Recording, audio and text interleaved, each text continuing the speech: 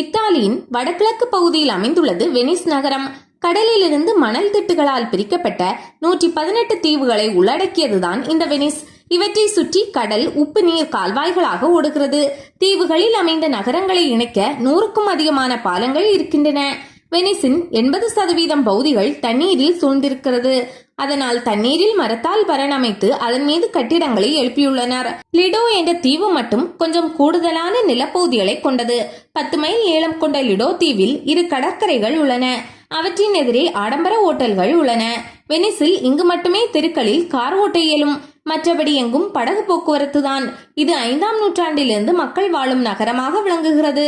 800 ஆண்டுகளுக்கு மேலான பழமையான தேவாலயங்கள், அருங்காட்சியகங்கள் இங்குள்ளன.